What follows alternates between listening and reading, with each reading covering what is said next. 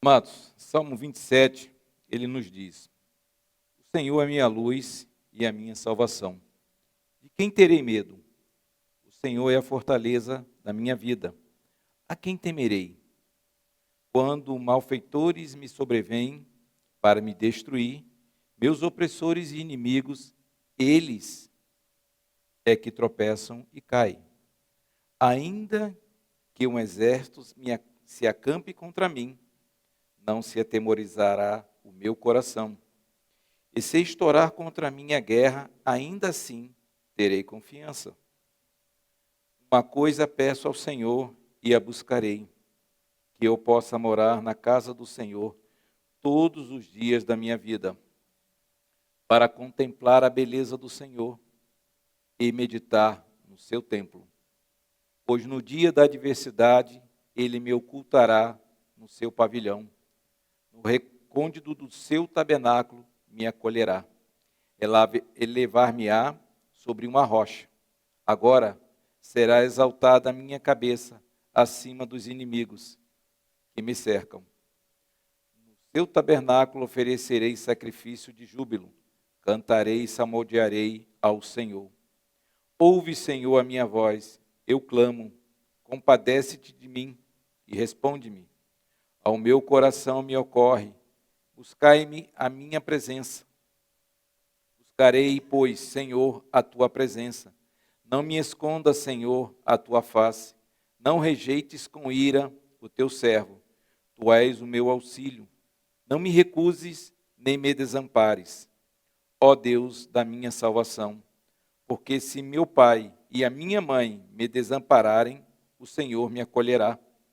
Ensina-me, Senhor, o teu caminho, e guia-me pela vereda plana, por causa dos que me espreitam. Não me deixes à vontade dos meus adversários, pois contra mim se levantam falsas testemunhas, e os que só respiram crueldade.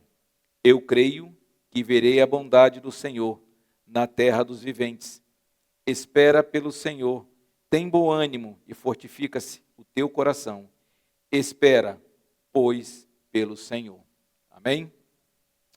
Amados, a gente vê aqui nesse salmo, como muitos outros, como a própria palavra de Deus, ela vem nos exortar, ela vem nos edificar, ela vem nos conformar. Por que tantas palavras, tantas exortações a viver na presença, a buscar o Senhor como direcionamento para as nossas vidas? Porque normalmente a gente se desvia, a gente acha que em algum momento a gente tem o domínio e o controle das coisas. Sem Ele, como conseguiremos nos livrar das nossas angústias e medos? As nossas angústias e medos nos consomem, o ego nos domina. Tudo que eu faço pelas minhas forças só me traz desespero e me faz pecar contra Ele, contra o Senhor. Por quê? Porque nós achamos que temos o controle da situação. A gente usa, às vezes, as nossas experiências, usa o nosso conhecimento, enche o nosso ego, e aí é a nossa queda. A gente percebe que as maiores lutas e dores vêm de dentro de nós. A palavra de Deus, muitas vezes, expõe aquilo que está no nosso coração, a vontade do nosso coração, o desejo dos nossos corações, as concupiscências. E aí a gente cai.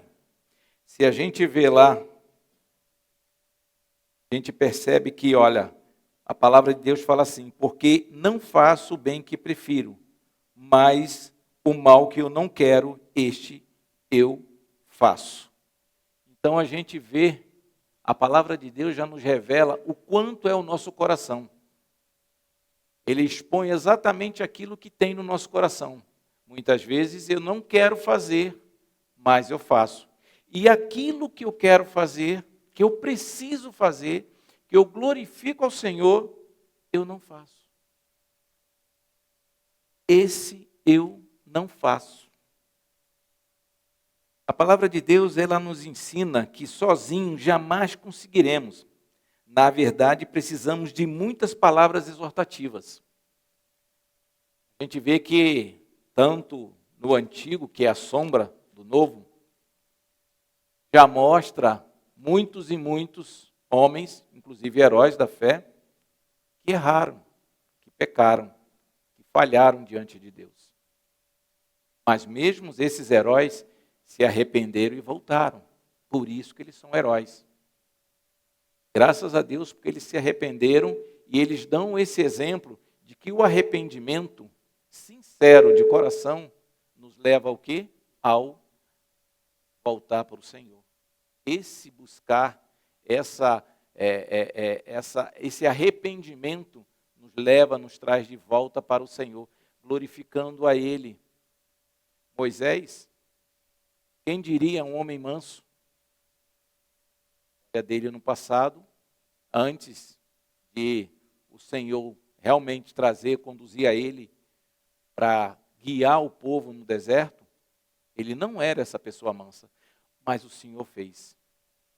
E ele faz isso com cada um de nós. Ele trabalha de forma que nós nos adequemos, nós finalmente abraçamos a sua vontade, fazemos a sua vontade, submetemos a sua vontade e ele faz a obra em nossas vidas. Ele não quer ver filhos errantes, mas ao contrário, como pastor, ele quer nos proteger e guardar. Salmo 23, 1. Amados, a gente vê aqui, a palavra de Deus ela é maravilhosa. O Senhor, 27, 1, ele fala assim: o Senhor é a minha luz e a minha salvação. De quem terei medo? O Senhor é a fortaleza da minha vida. A quem temerei? De Deus depende a nossa salvação. Salmo 62, 7. Ele é a minha glória. Estão em Deus a minha forte rocha e o meu refúgio. Aonde a gente vai buscar refúgio? Aonde a gente vai buscar as benesses do Senhor? Aonde a gente vai buscar o Senhor? É nele. Não tem outro lugar a não ser na presença e na dependência da sua condição. Em Salmo 84, 11, ele nos diz: porque o Senhor Deus é o sol e escudo, o Senhor da graça e glória. Nenhum bem sonega aos que andam retamente. Olha só. Salmo 84, 11, ele nos diz: porque o Senhor Deus é sol e escudo, o Senhor da graça e glória. Nenhum bem sonega aos que andam retamente. Porque os que andam retamente, eles querem fazer a vontade de Deus. Quando a gente anda fora da vontade de Deus, o Senhor não vai fazer. O Senhor não vai agir. A gente não tem um coração submisso ao Senhor. Então, quando a gente entende que o Senhor, a gente anda corretamente, anda retamente na vontade de Deus, Ele nos atende. Ele não sonega nenhuma bênção. Sabe por quê? O nosso coração está diretamente dependente do governo e da condução do Senhor. A gente vai fazer a vontade de Deus. A gente não vai fazer a nossa vontade. No Isaías 60, 19 e 20, ele nos diz assim: nunca mais te servirá o sol para a luz do dia, nem como o teu resplendor da lua te alumiará. Mas o Senhor será a tua luz perpétua, e o teu Deus a tua glória. Nunca mais se porá o teu sol, nem a tua lua minguará, porque o Senhor será a tua luz perpétua, e os dias do teu luto findarão. Amados, a gente ter um coração voltado para o Senhor, é essa esperança que nós temos. A nossa vida vai ser totalmente dependente do Senhor. Nenhum momento, a gente terá a escuridão. Em nenhum momento a gente verá a queda. Por quê? Porque o Senhor está conosco. No 2 ele nos fala assim: quando malfeitores me sobrevêm para me destruir, meus opressores e inimigos, eles é que tropeçam e caem. Salmo 14, de 4 a 5, ele nos diz: acaso não entendem todos os obreiros da iniquidade que devoram o meu povo, como quem come o pão, não invocam o Senhor? Tomar-se-ão de grande pavor, porque Deus está com a linhagem dos justos. Amados, a gente tem que descansar, saber que apesar de todas as armadilhas e ciladas que o mundo nos coloca, tenta nos convencer, tenta às vezes nos atrair, levar-nos ao engano, o Senhor, Ele faz o quê? Deus está com a linhagem dos justos. Ele nos guia, Ele nos protege. Agora, a gente tem essa dependência, a gente vive essa dependência, a gente se anela ao Senhor na condução da sua soberania, do seu governo nas nossas vidas? No 3 ainda ele diz: ainda que um exército se acampe contra mim, não se atemorizará o meu coração. E se estourar contra mim a guerra, ainda assim terei confiança. Em Daniel 3:8, ele nos diz assim: se não fica sabendo, ó rei, que não serviremos aos seus deuses, nem adoraremos a imagem de ouro que levantaste. Então o rei Nabucodonosor, já no 24, ele fala assim, né? Então o rei Nabucodonosor se espantou e se levantou depressa e disse aos seus conselheiros: não lançamos nós 3 homens atados dentro do fogo? Responderam ao rei: é verdade, ó rei. Esse aqui é quando os 3 jovens foram lançados na fornalha. Olha só, ainda que um exército acampe contra mim. Ali eles estavam totalmente indefesos. Não tinha nada que eles pudessem fazer para se esconder, para fugir, para enfrentar o rei. Mas eles, mesmo assim, diante de tudo que estava ali acontecendo, eles sabiam que iam ser lançados na fornalha. Eles mantiveram a sua posição, a sua fidelidade e se submeteram a toda a direção e o governo do Senhor. Eles sabiam que o Senhor podia livrá-los ou não livrá-los. Mas mesmo assim, eles permaneceram inabaláveis. Como nós nos comportamos diante das adversidades? Nós permanecemos inabaláveis? Ou nós cedemos? Amados, muitas vezes dentro do nosso lar, muitas vezes no nosso trabalho, nós vivemos uma guerra. Aí a gente fala assim, pô, mas uma guerra dentro de casa? A gente tem que lembrar que não é o nosso cônjuge que nos provoca. Não é o nosso cônjuge que nos leva à guerra. Não é o nosso cônjuge que nos leva para a batalha. Lembremos que começa conosco. Porque é muito fácil imputar a culpa ao outro. Mas não é. Se a gente analisar, a gente vai ver que se a gente depender da condução, nenhuma guerra a gente vai precisar enfrentar, porque a vontade de Deus vai prevalecer diante de qualquer adversidade. A guerra espiritual não é nossa. Nós temos que permanecer dependente do Senhor. Então, quando a gente vê esses 3 jovens desafiarem o rei, enfrentarem o rei, metendo a vontade deles, o querer deles, à vontade de Deus, sabendo que Deus ia guardar ou não eles, esse é uma total sujeição ao governo e autoridade de Deus. Mais uma vez, nós nos submetemos a essa autoridade, sabendo nós a palavra de Deus, a instrução de Deus, que o Senhor tem revelado para cada um de nós. Nós nos submetemos a essa autoridade, a esse governo. No 4 ele nos diz: uma coisa peço ao Senhor, e a buscarei, que eu possa morar na casa do Senhor todos os dias da minha vida, para contemplar a beleza do Senhor e meditar no seu templo.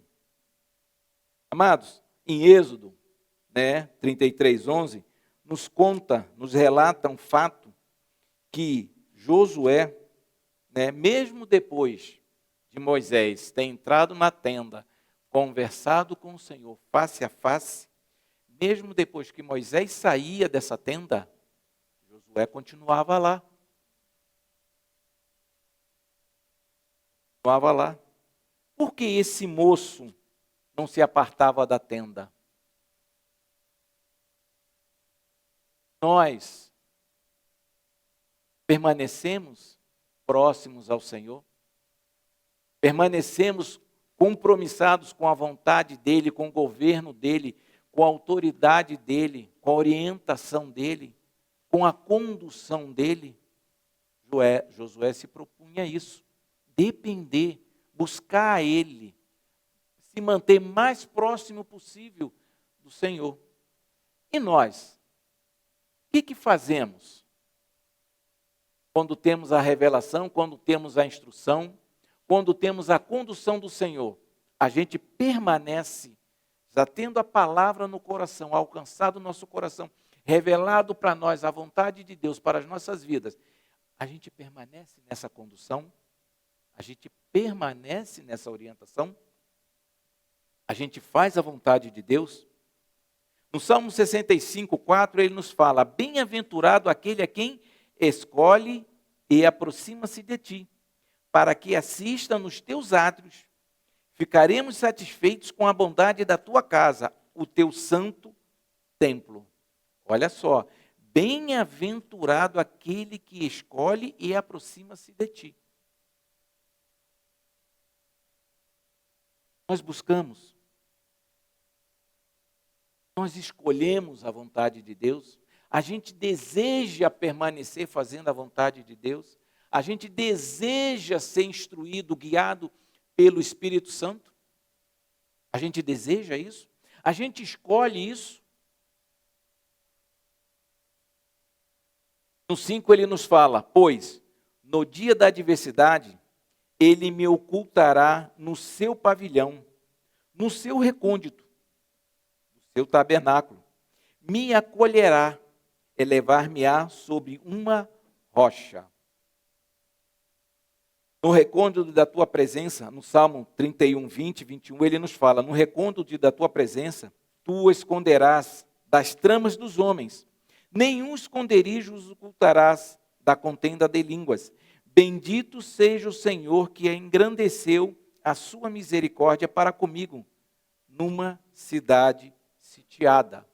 Apesar de estarmos cercados, o Senhor ainda continua nos guardando, nos protegendo. Quer ver isso? 2 Reis 6, 15 e 17. 2 Reis 6,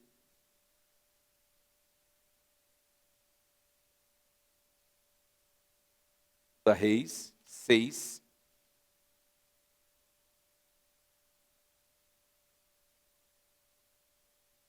o que ele nos diz no 15? Tendo se levantado muito cedo o moço, Geazi, o moço do homem de Deus, saído, eis que as tropas, cavalos e carros haviam cercado a cidade. Então o seu moço lhe disse: ai, meu senhor, que faremos? Estava cercada a cidade. Na nossa cegueira, reagimos assim. Que faremos? Olha aí, já batendo desespero. Ai, meu Senhor, que faremos? Aí no 17, olha só. Orou Eliseu e disse: Senhor, peço-te que lhe abra os olhos para que veja. O Senhor abriu os olhos do moço e ele viu que o monte estava cheio de cavalos e carros de fogo em redor de Eliseu. Amados, mais uma vez, o muitas vezes nós não enxergamos o agir do Senhor. Muitas vezes nós não vemos, não temos olhos espirituais para enxergar a vontade e os propósitos de Deus para as nossas vidas. Nós não temos. Infelizmente, muitas vezes nós somos cegos. Mas a palavra de Deus, ela fala que nenhum dos seus ele desampara. Nenhuma de suas ovelhas será esquecida. E a própria palavra diz isso, que o Senhor falou. Ele cuida de cada um de nós, Ele vai nos desamparar. Mesmo que a gente venha a sofrer, tenha alguma consequência, é necessário passarmos por aquela provação, o Senhor estará conosco. Paulo pediu 3 vezes para tirar o espinho na carne. O Senhor disse o quê? A minha graça te basta. Paulo estava sozinho? Paulo estava desamparado? Não. Ele permaneceu com o espinho na carne e continuou servindo ao Senhor. E o Senhor continuou conduzindo a Paulo. E pode fazer com cada um de nós. Mesmo que venhamos a ter, continuemos com o espinho, com as dores, com aquilo que o Senhor quer deixar que nós continuemos, para que sejamos moldados à sua vontade.